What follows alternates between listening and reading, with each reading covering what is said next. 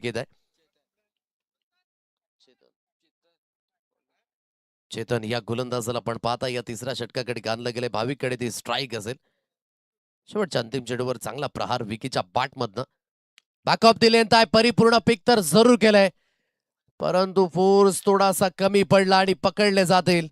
भाविक या अगोदर देखील त्याच दिशेने बाद झाले होते आणि पुन्हा एकदा आपण पाहू शकाल की वाईड इश लॉंगर मध्ये पकडले जातील.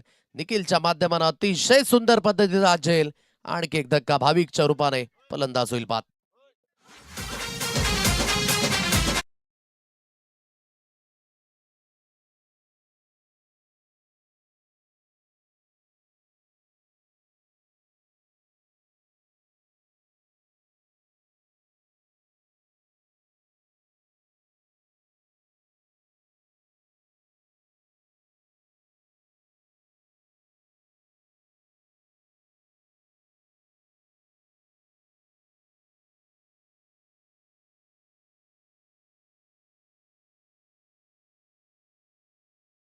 या अंकांवर बसलेला हा 5वा धक्का. जवळजवळ अर्धा संघ हा तंबूला आणि तंबूच्या दिशेने रवाना झालाय.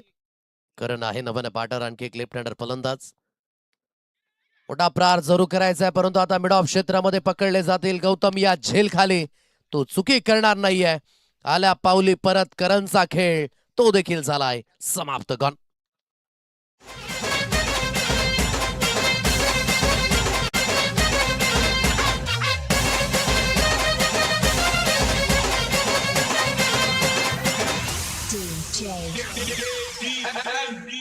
जीव झाला येडा तुझा रात रात जागन पुढं दिस भर तुझ्या फिरतो माग माग.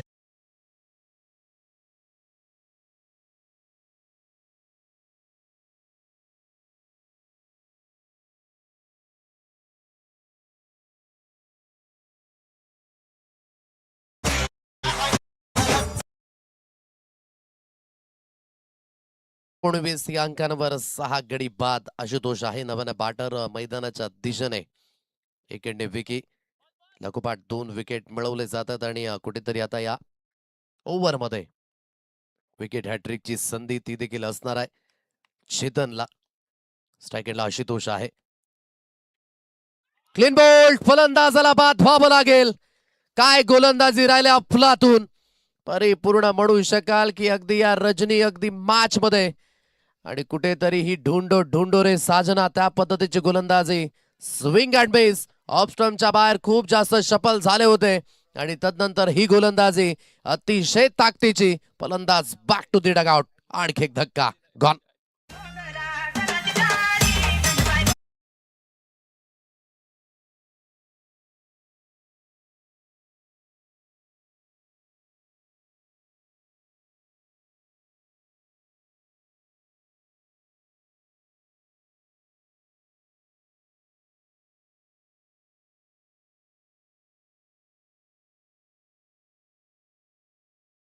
चांगली गोलंदाजी आणि या स्पर्धेतील या पहिल्या रजनीतील ही पहिली विकेट हॅट्रिकची चेतनच्या नावावर जात असताना अतिशय चांगली गोलंदाजी.